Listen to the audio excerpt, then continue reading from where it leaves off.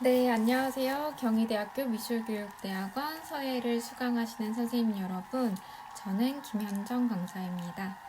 오늘 강좌는 11, 12주차에 해당되는 강좌입니다. 네, 지금 코로나로 인해서 아마도 전 국민이 다들 힘들고 불편한 상황을 겪고 있을 텐데요. 사실 이제 강의를 준비하고 기획하는 저도 녹록지는 않습니다. 제가 여러분께 약속드렸던 부분들을 꼭 다 지키고 싶어서 이렇게 체크를 해보니까요.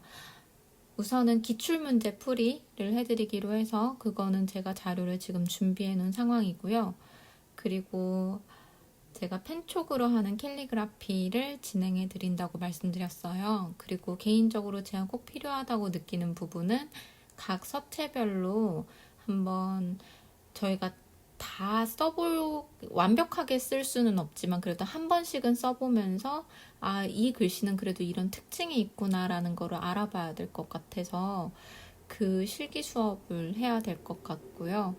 그래서 제가 이런 상황을 저희 심영욱 교수님께 문의드리고 상의를 드렸더니 저희가 이제 학교에서 지정을 한 그 추가적으로 수업을 해도 되는 기간이 있어요. 7월경이거든요. 그래서 그때의 보강 같은 형식, 보강은 아니죠. 왜냐하면 지금 모든 수업을 다 진행하고 있기 때문에 보강은 아니지만 그래도 좀 더 선생님들이 수업의 만족도가 필요하다고 느끼는 부분은 7월에 정해진 기간에 더 수업을 해도 된다고 교수님께서 말씀을 해주셔가지고요.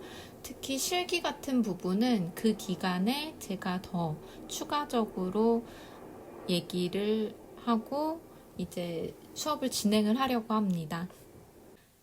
그리고 오늘부터 추가되는 사안이 있는데요. 어떤 거냐면 제가 강연 중간에 질문을 할 거예요. 단답형으로 굉장히 쉬운 질문인데요.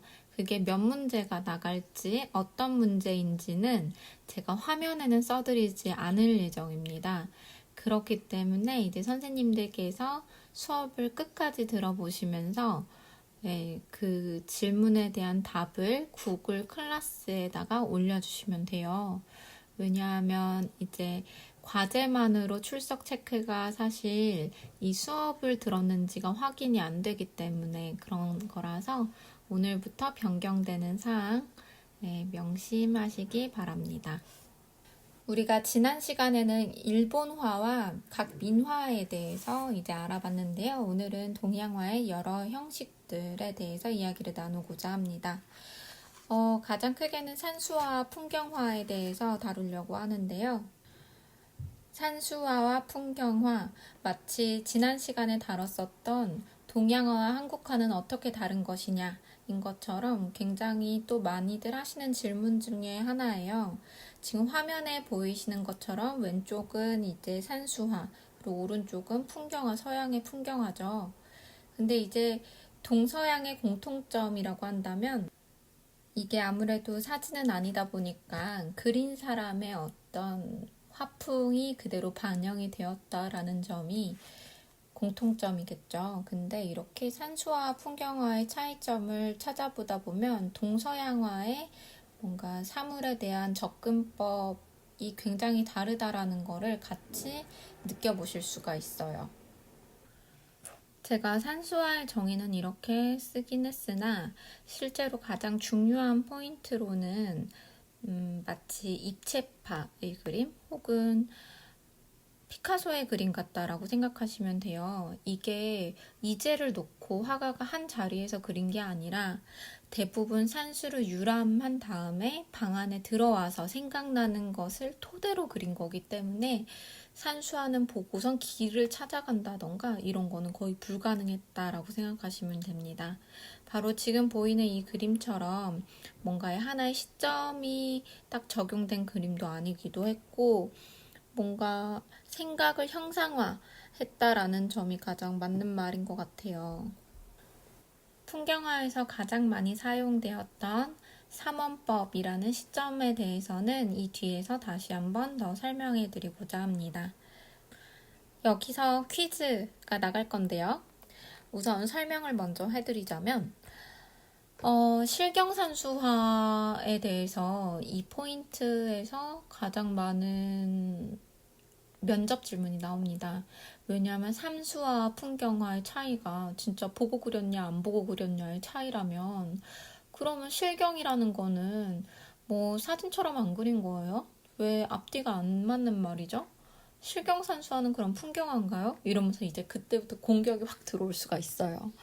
근데 일단 실경산수에 대해서 설명을 해드리면 원래 실경산수화가 등장하기 이전에는 중국의 산수를 한국의 사람들이 그린 거죠. 우리나라 선조들이.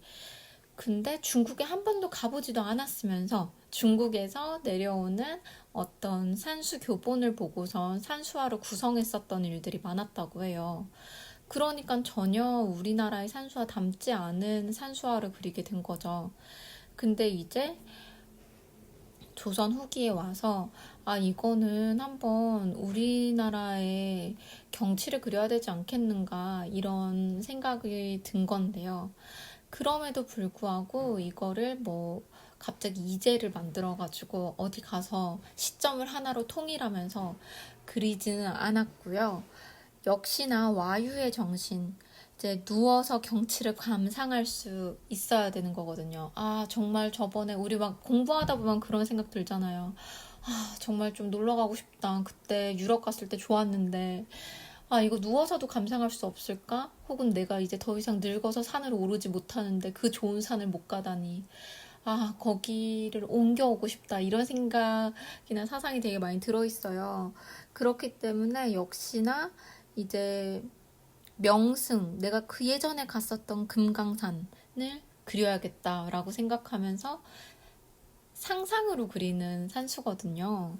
그래가지고 실경산수 역시 진짜 하나의 시점을 가지고선 그린 산수는 아닙니다. 자, 그래서 여기서 저희 퀴즈는 굉장히 간단하게 나갈 거예요. 실경산수화가 유행했던 시기는 조선 후기인데요. 몇 세기부터 시작되었을까요? 첫 번째 질문 나갔습니다.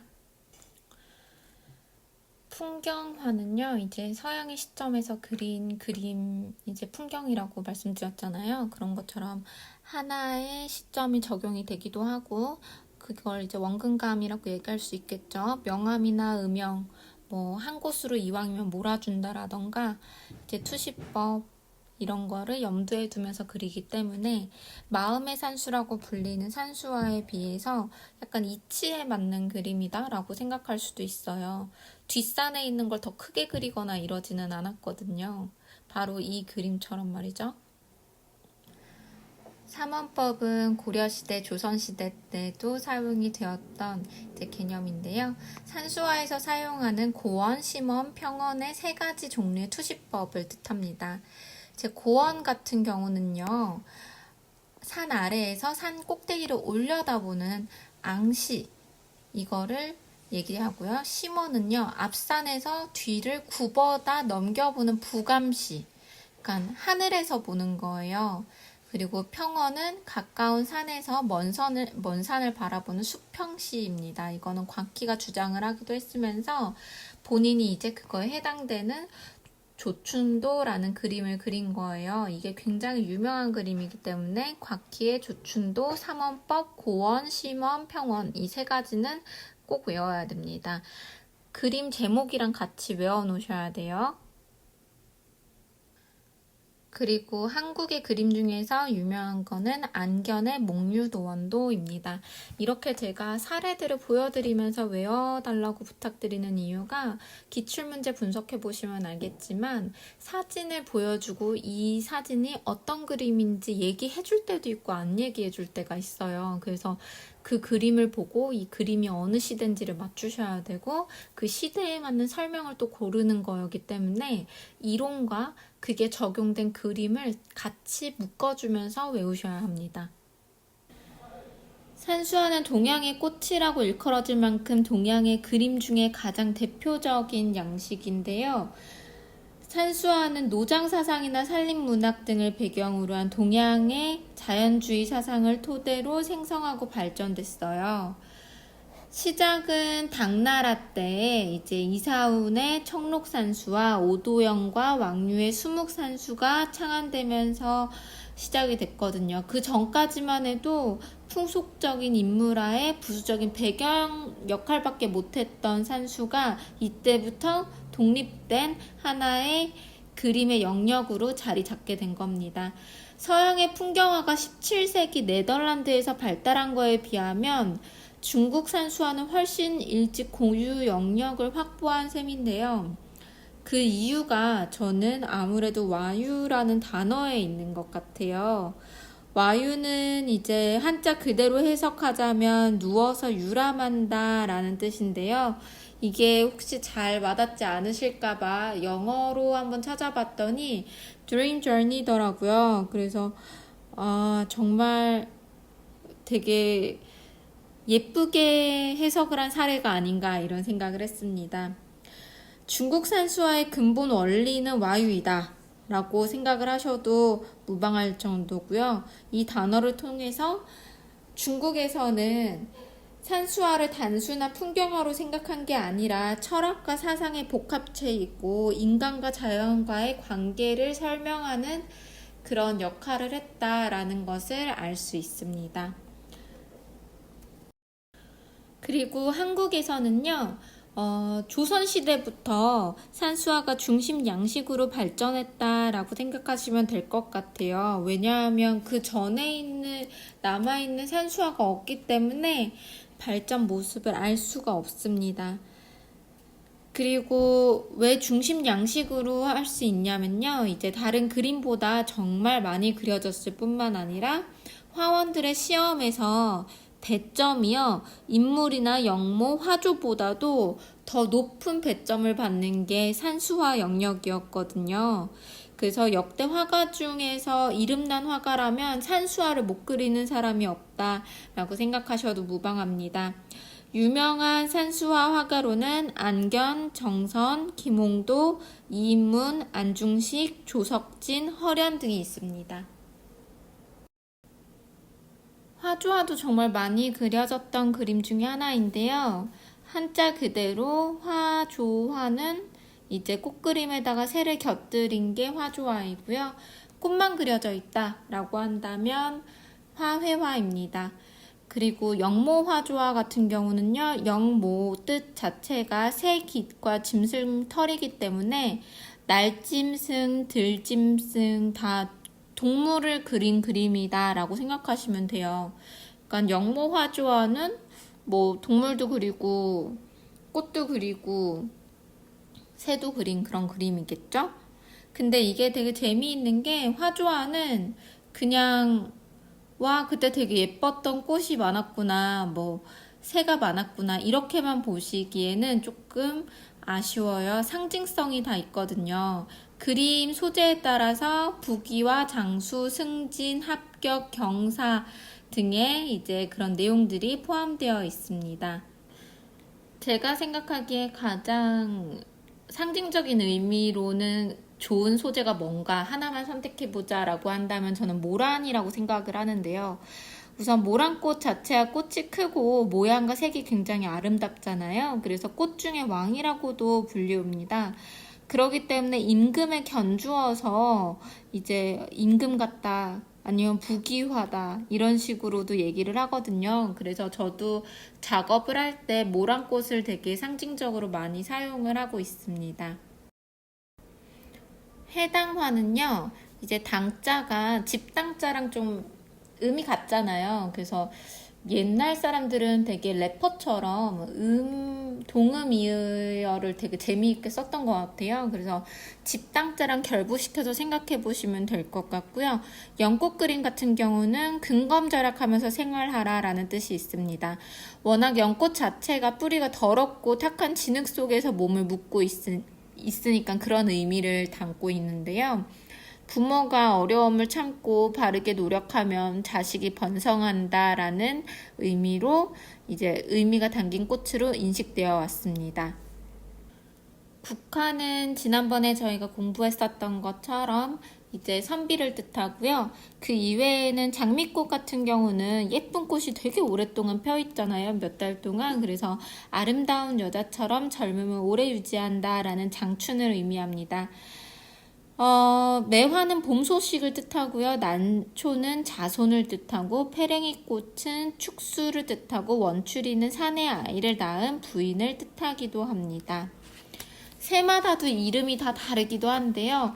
그러다 보니까 예전에는 그림을 요즘은 감상한다라고 얘기하잖아요. 근데 예전에는 그림을 읽는다라고 표현했다고 해요. 화주화는 언제부터 그려졌냐면요. 중국의 남북조 시대부터 그려지기 시작했는데요. 당말 5대 때 이제 서희랑 황전의 그림이 쌍벽을 이루게 돼요. 근데 둘의 그림은 굉장히 다르거든요. 수수한 그림을 그린 게 서희고 화려한 그림을 그린 게 황전이에요. 외우기 쉽게 시읒시읒이니까 수수한 그림은 서희, 화려한 그림은 황전 이렇게 외우시면 편합니다. 지금 중국의 그림이 되게 화해화가 특히 풍성하고 화려하고 치밀하고 장식적인 거는요. 황전의 영향이 커요. 제 생각엔 그냥 그런 것 같아요. 아무래도 꽃이니까 화려한 그림이 더 많이 살아남은 것 같은데요. 우리나라의 화조화 같은 경우는 삼국시대부터 그거를 찾아볼 수 있습니다. 사진으로 한번 그림 한번 눈으로 익혀보시고요. 화조화 같은 경우는 특별히 제목을 외우실 필요는 없어요. 제일 유명한 거라고 한다면 이제 신사임당의 양귀비와 도마뱀을 그린 그림 정도입니다. 화주와 다음으로 소개해드릴 장르는 사군자화인데요. 사군자화 같은 경우는 벌써 제가 3번째 이야기를 할 정도로 잊을만한 때쯤 나오는 정말 단골 소재인 것 같아요. 그래서 조금 다른 이야기를 해드려야겠다라는 생각이 들기도 하는데요.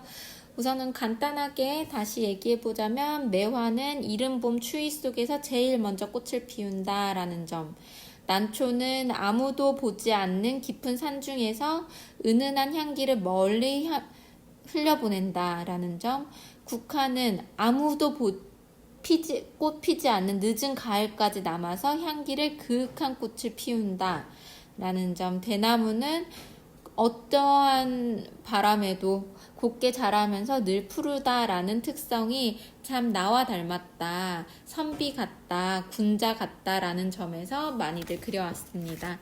이거야 사실 벌써 계속 이야기를 하고 선생님들도 많이 발표 소재로 삼으신 거라서 제가 좀 다른 이야기를 해드리자면 고려시대까지만 해도 사군자가 아니라 삼군자였어요. 매난죽이 즐겨 그려졌는데요.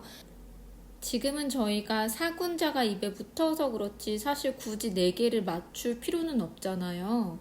근데 워낙 이 식물들이 가장 특징적으로 자신을 표현하는 시기가 계절이랑 너무 연결이 잘 되어 있으니까 사계절에 딱 맞는 가을을 대표하는 꽃이 뭐가 있을까 이런 거를 좀 고민을 많이 했겠죠. 근데 이제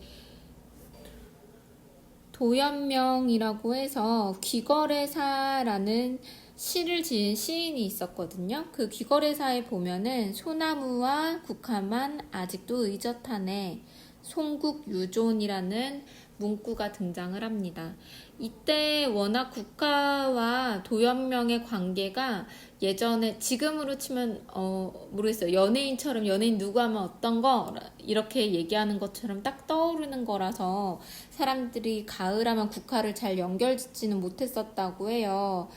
근데 이제 가을을 대표하는 마땅한 식물을 계속 찾다가 보니까 그래 국화로 하자라는 거에서 이제 나중에서야 사군자로 굳혀지게 됐다고 합니다. 이제 조선시대가 돼서 이제 사군자가 됐었고요. 또 그뿐만 아니라 국화 같은 경우는요. 다른 3가지 식물에 비해서 사실 좀 더 그리기 어려운 거는 사실이잖아요. 그러다 보니까 좀 복잡했다라는 점도 늦게 선정된 이유이기도 해요.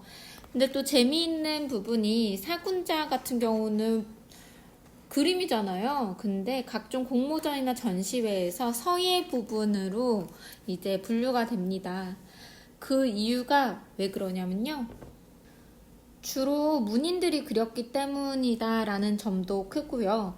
그리고 문인들이 서예를 쓸 때 사용을 하는 어떤 필력이라던가 이런 방법들이 사군자에 적용을 시켜서 그릴 수 있다라는 점에서도 적절한 소재가 됐기 때문입니다.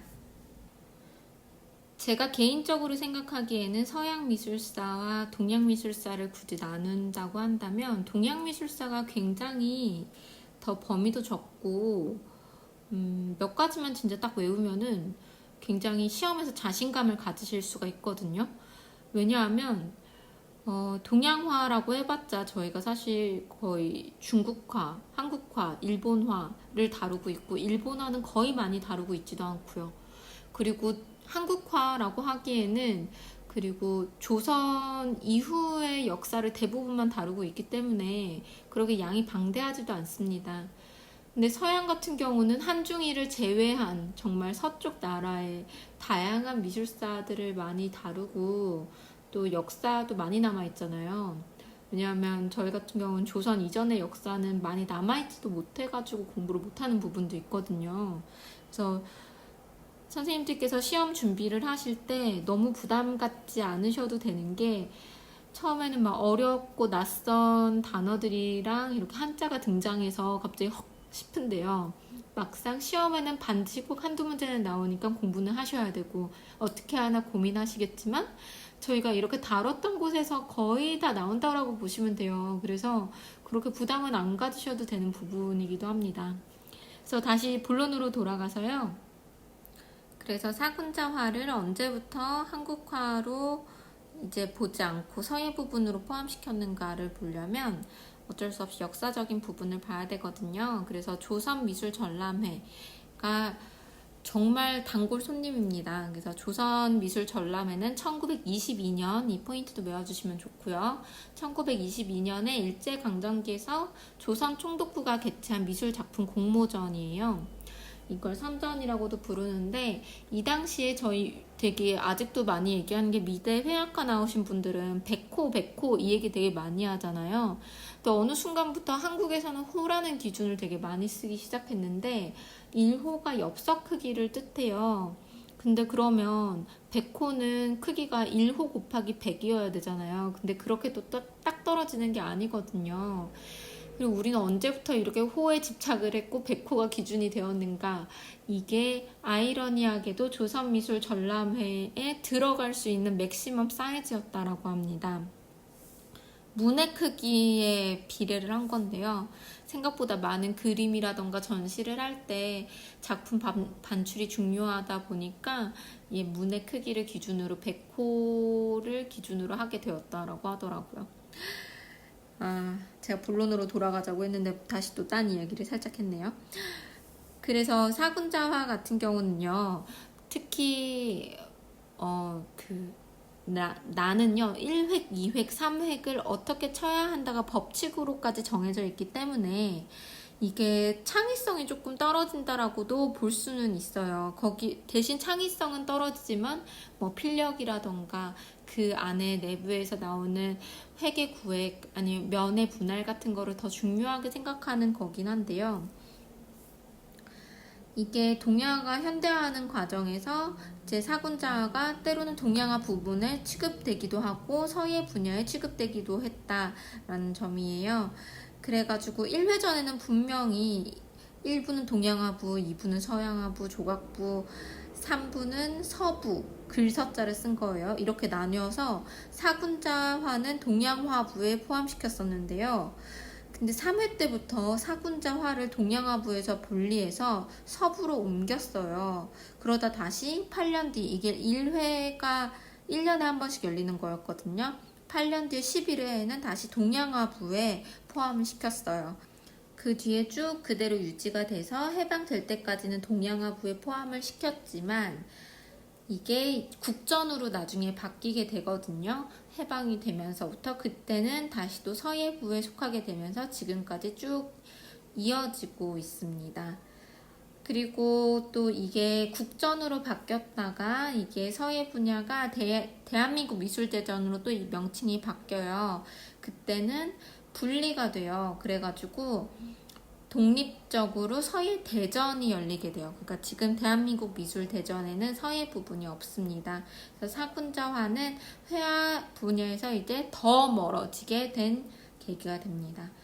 그러니까 뭐 다시 한번 이야기해보자면은 사군자화는 분명히 그림이기는 한데요. 이제는 뭐 창의성이라던가 이런 현대미술이 원하는 부분에서는 조금 거리가 멀기 때문에 또 그런 부분에서는 서예와는 일부 비슷하기 때문에 서예에 포함을 시키고 있다라고 생각해 주시면 되고요.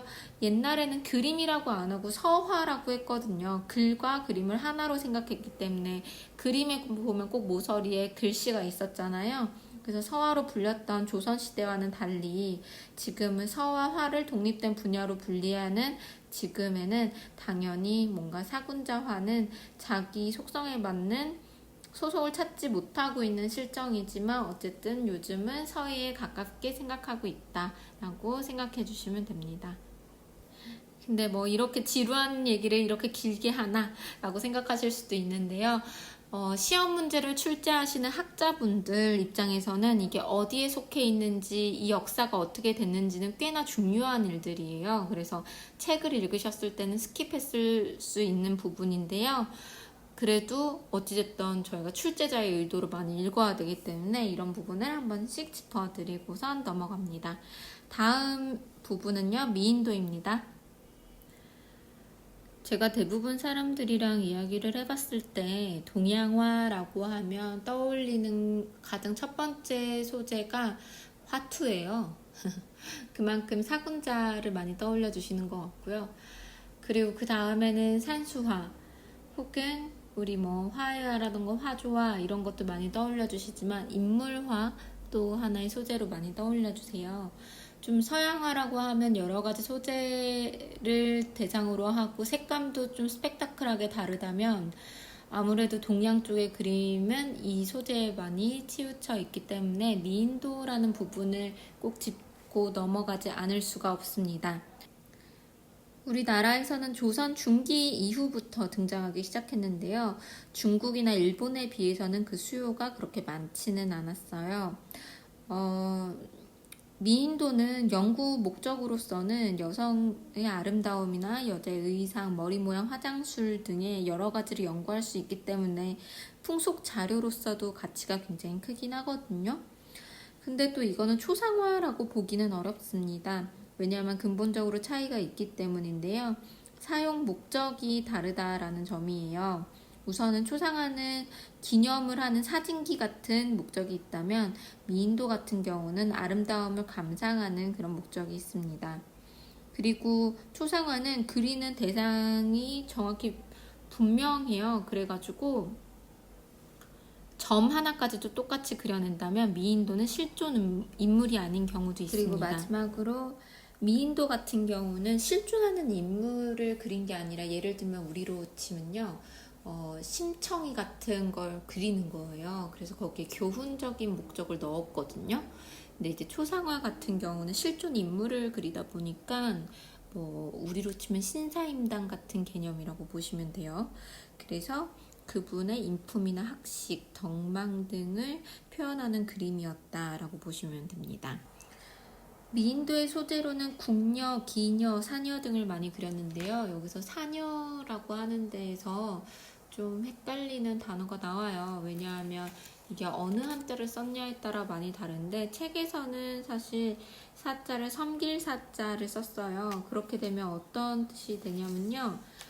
선비사를 쓰면 선비의 아내이겠지만 이제 섬길 사자를 쓰게 되면요.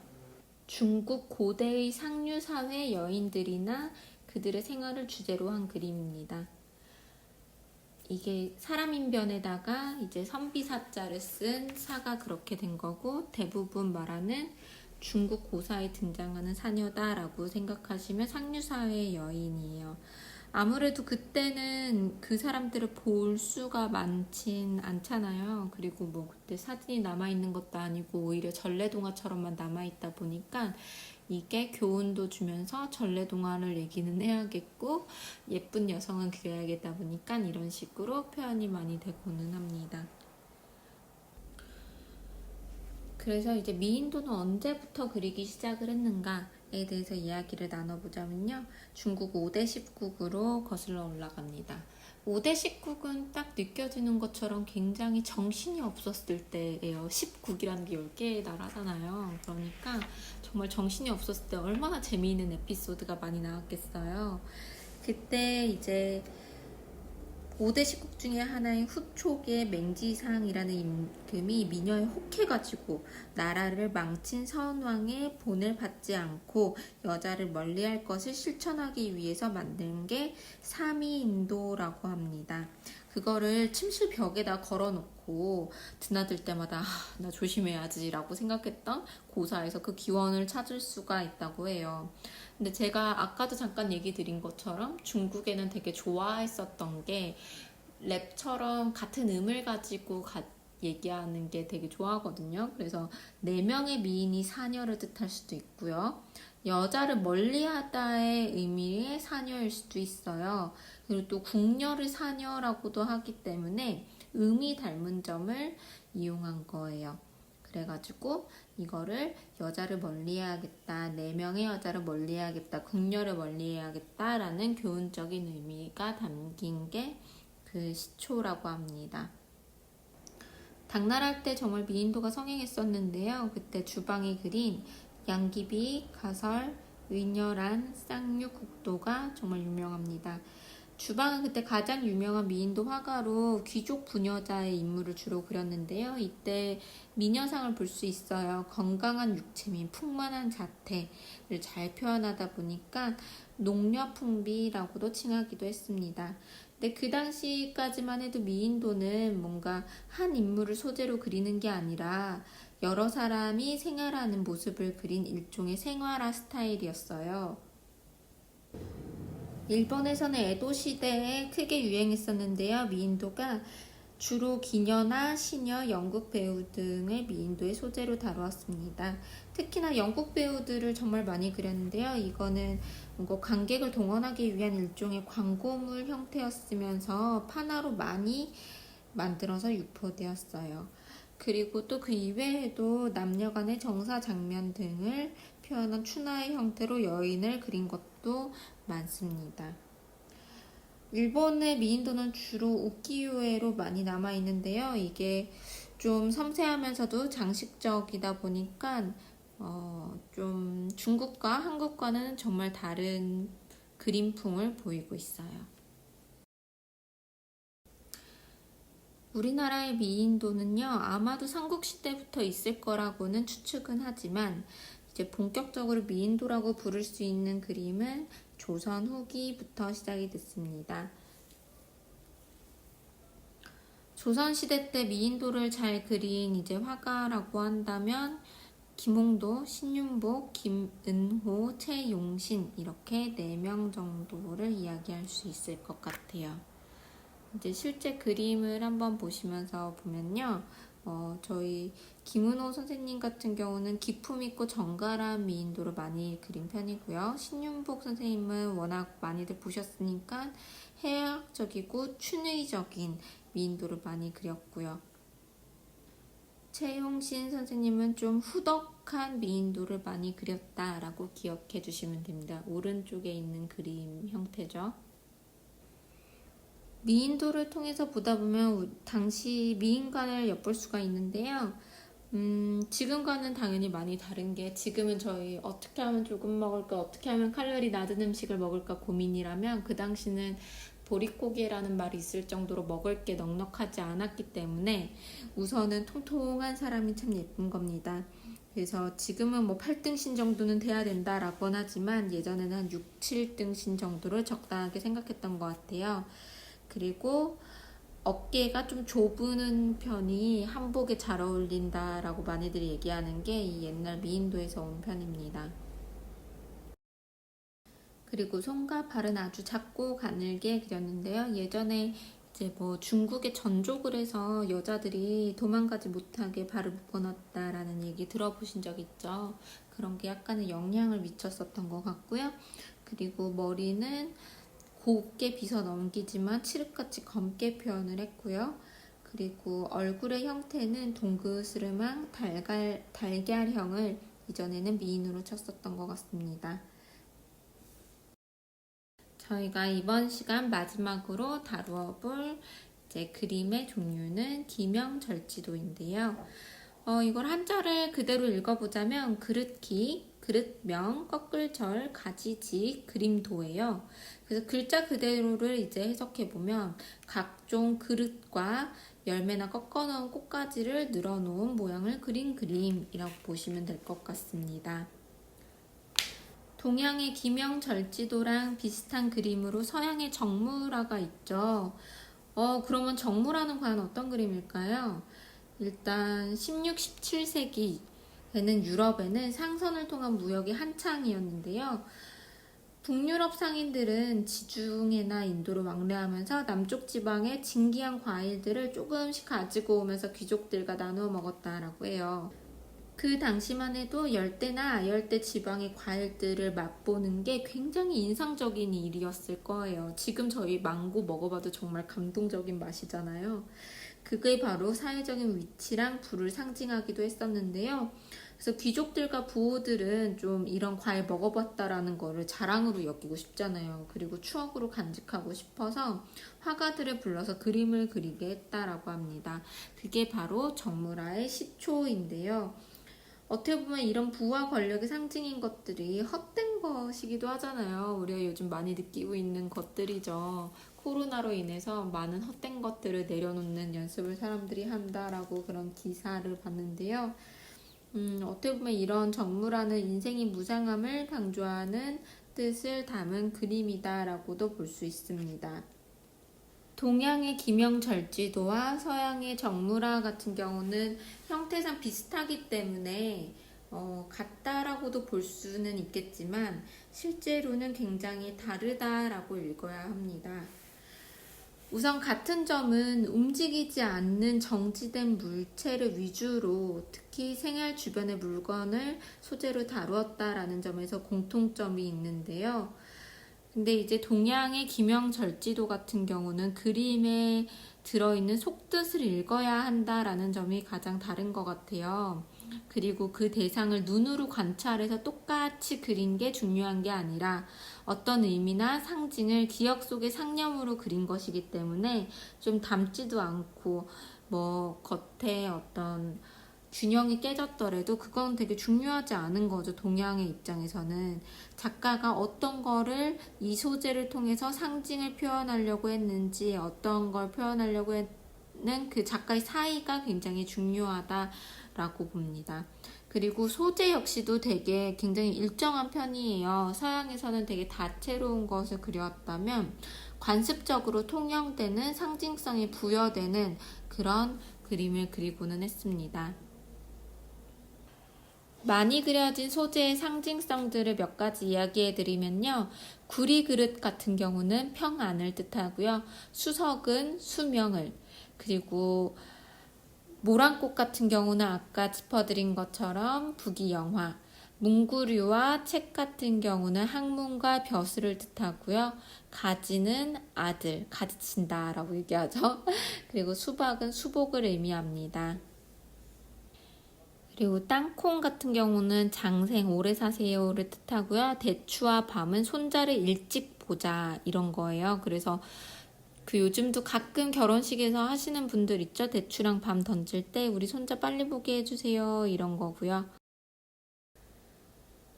개 같은 경우는 꽃게예요. 이 사진에 있는 것처럼 장원급제의 의미가 담겨 있습니다. 그래서 이렇게 개가 갈대꽃을 물고 가는 이 그림 자체는 시험 잘 봐서 1등 하세요 라는 의미를 가지고 있어요. 그냥 단순히 이 의미를 몰랐다면 저는 옛날 사람들도 게를 좋아했구나, 맛있게 먹었구나 라고 생각했을 것 같아요. 그래서 동양의 그림은 많이 읽어내는 그림이다 라고 봐주시면 될 것 같고요. 마지막 퀴즈 나갑니다. 동양화에서 정말 많이 사용된 상징적 의미인데요. 꽃 중에 왕이라고 불립니다. 그리고 부귀영화를 뜻하는 이 소재는 무엇일까요? 저희 벌써 이제 책 2권을 선생님들도 발표도 해보시고 읽어보시고 저도 같이 짚어보면서 읽는 시간을 가졌는데요. 이제 저희 마지막으로 다음에 또 봐야 되는 내용들이 뭐냐면요. 위상미술 이론이라는 책을 중심으로 이론을 한 번 더 훑어보려고 합니다. 사람이 자고 일어나면 한 7, 80%를 잊어버린다라고 하죠. 그런 것처럼 생각보다 한 학기라는 시간은 길어서 처음에 다뤘던 내용들이 기억이 잘 안 나더라고요. 그래서 제가 일부러 다시 한 거 또 반복하고 또 반복하고 이렇게 하고 있는데요. 이러다 보면 선생님들께서 따로 공부하시지 않으셔도 충분히 임용 공부 준비가 될 것 같아서 이렇게 진행을 하는 거고요.